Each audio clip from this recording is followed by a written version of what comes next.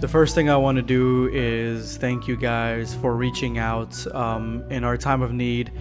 We had a recent death in the family, and it was somebody we were all extremely close to. So all of you guys who have reached out on the community tab, on Twitter, on this video, thank you so much.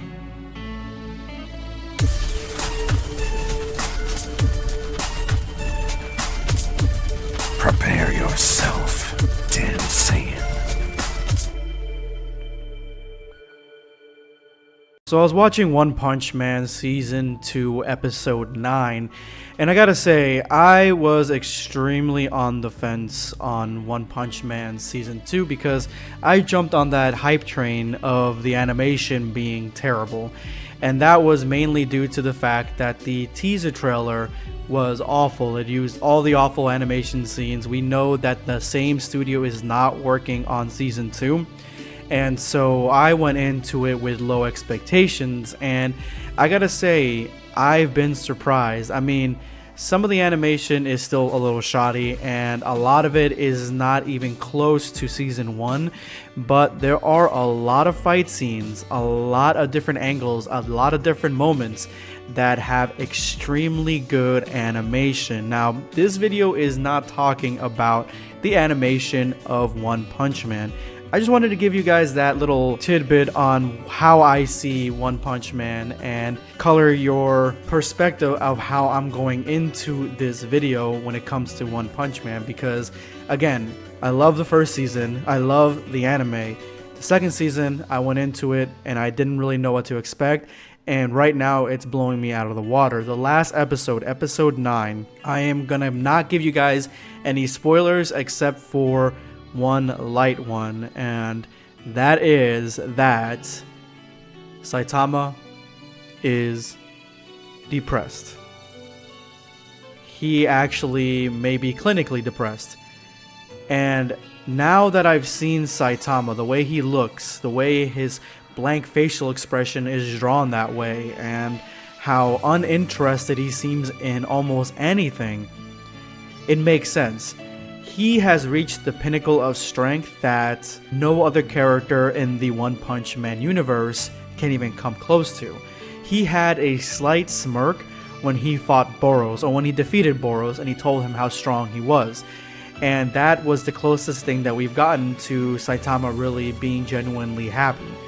Now in episode 9 we find out, as Saitama's talking to King, that he is extremely depressed. He feels nothing when he fights these evildoers, when he fights these monsters.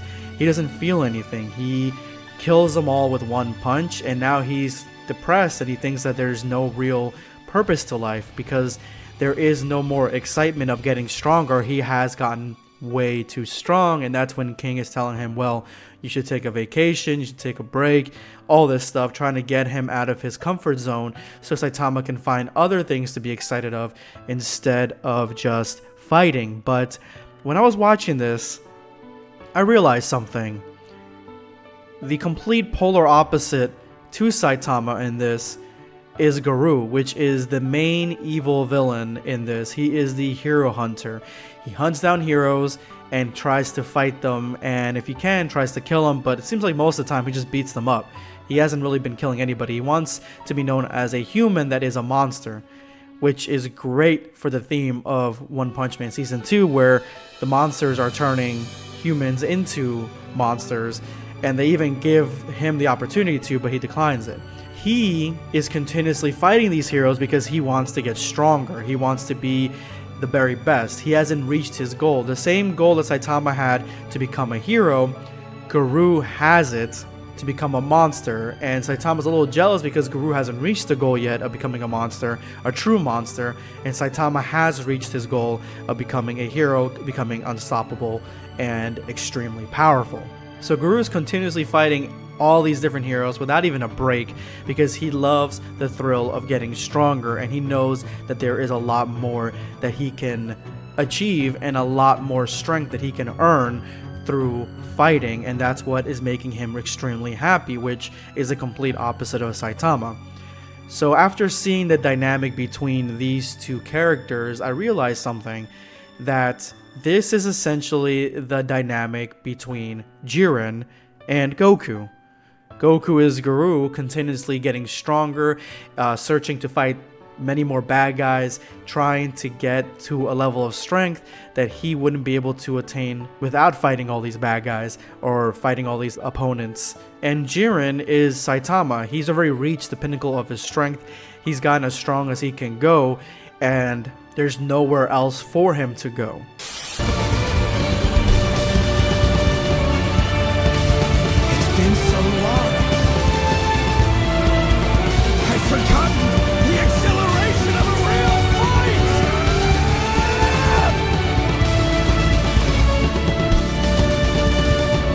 It's all coming back to me now.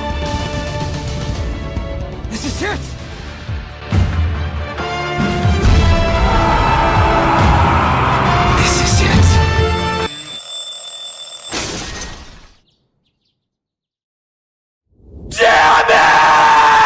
A major difference between Saitama and Jiren is the fact that Jiren is content with being the strongest.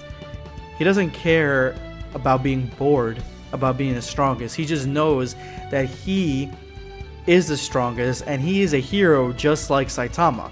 So he knows that he needs this strength, and strength is the most important thing to defeat as many bad guys as possible. He embraces his strength. He embraces being number one, as opposed to Saitama, who has never really embraced being number one or the strongest. He just wants to keep getting stronger. So when I look at Saitama, the character that I see as Saitama is Goku. Saitama essentially is what would happen if Goku became the strongest and there was nowhere left to go, which is probably the saddest incarnation of Goku that I could ever imagine. I mean, we all like to think and rep and stand Goku as being the strongest, and if he became the strongest, then that would be fine, that would be perfectly okay, but that can never happen. It would be the saddest thing if it did, because obviously Saitama is the strongest and he's clinically depressed, so Goku would probably be clinically depressed if he was the strongest. If he was just defeating Jiren, Frieza, Vegeta, Beerus, Whis, let's just say he goes beyond that, Whis, if he was defeating all of them in only one punch, then he would be extremely sad, and we all know how happy-go-lucky Goku is. Like, can you imagine him just being depressed? Could you imagine him even acting like Saitama? Saitama is acting like he is bored of everything, just deadly bored of everything. And Goku doesn't act that way at all. He's actually extremely happy and excited for most things. And so if he was at that level in his own respective universe, as Saitama is in his own, then Goku would probably be as depressed as Saitama, and he would definitely show how depressed he actually is. Goku would absolutely not be like Jiren, who is just okay with being the strongest. Absolutely not. Goku would want to keep fighting guys because he wants to feel something. If he was, say, the Grand Priest, the best fighter in all the multiverses, even beyond the Grand Priest, if Goku ever attained that level, then I'm sorry, Goku would not be Goku anymore. His personality would change because he would be depressed. He would never really want to reach that level of strength. Goku would never want to be there. And he's fighting to be there. He's fighting every day to be stronger and stronger and stronger. But at the end of the day, if he ever did get to that level where he was the strongest, he wouldn't want to be there. He would not want to be the strongest character. And that's kind of what I got from episode 9 of One Punch Man, that Saitama is at this level and he doesn't want to be there anymore, and he wants to keep fighting characters, monsters, and everybody just to feel something from fighting, which is one of the things that he loved to do, one of the things that he yearned to do. The reason he became a hero was because he wanted to become the strongest, but now he can't. Now he's all alone, and he even tells King how lonely it actually is, how lonely he actually feels. Anyway, guys, thank you so much for watching. Let me know in the comment section below any thoughts to this video essay. Again, thank you so much for all of you who reached out and supported our family. Rose thanks you as well. This is going to be Blackscape signing off. Take care, guys.